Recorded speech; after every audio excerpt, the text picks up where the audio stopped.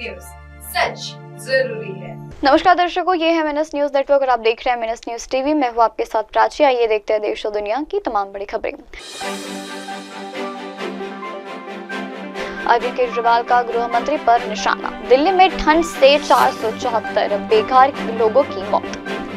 मिलीपुर seat पर संपा chief Akhilesh Yadav का बड़ा दावा। आइए देखते हैं खबरें विस्तार से। अरविंद केजरीवाल का गृह मंत्री पर निशाना। आम आदमी पार्टी के राष्ट्रीय संयोजक अरविंद केजरीवाल ने शनिवार को बीजेपी और केंद्रीय गृह मंत्री अमित शाह पर तीखा हमला कहा।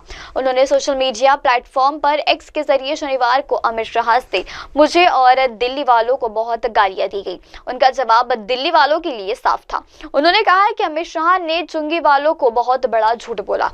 रविवार को सुबह मैं एक कॉन्फ्रेंस में ऐसी झुंगी बस्ती से गुजर रहा था जिसे तोड़ने का प्लान उन्होंने कहा, और इसके चलते पूर्व सीएम ने कहा है कि मैं पूरे सबूतों के साथ बीजेपी की गंदी नीयत का पर्दाफाश करूंगा। उधर आम आदमी पार्टी के वरिष्ठ नेता एवं राज्यसभा सांसद संजय सिंह ने कहा है कि गरीब के घर पर बुलडोजर चलाने वाली आजादी के साथ बात करने के लिए तैयार रहती है। पाप करने वाली पार्टी अगर कोई है तो उसका नाम बीजेपी है। अगर मैं अकेली दिल्ली की बात करूं तो 2023 तक उन्होंने 35 बार अभियान चलाकर गरीबों के घर उजाड़े। बढ़ती अगली खबर की ओर। दिल्ली में ठंड से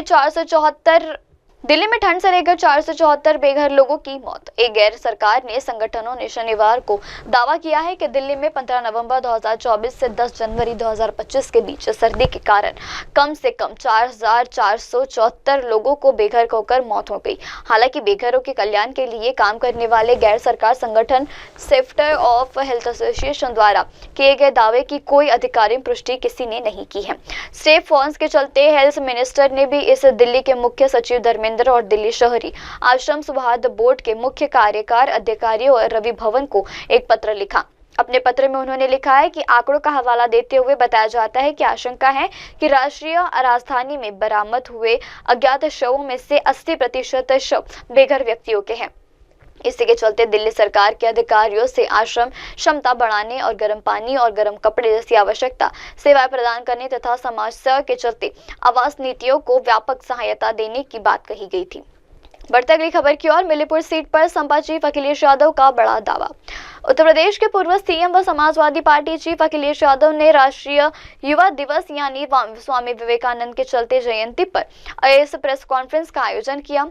अखिलेश यादव ने पत्रकारों से चर्चा करते हुए कहा, स्वामी विवेकानंद जी ने कहा था कि वे उस देश से आते हैं जहां पर सिखाया जाता है कि सहिष्णुता क्या है। कोई भी धर्म का आना किसी भी विचार को लेकर आया, भारत से उसे स्वीकार कर लिया था।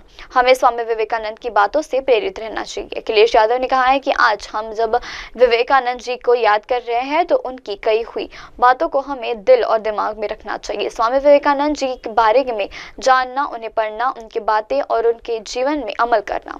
विवेकानंद ने कहा था कि धर्म से ज्यादा लोगों को रोटी की जरूरत है और जो गरीब है उन्हें धार्मिक बातें समझाने आज से समय में गलत है।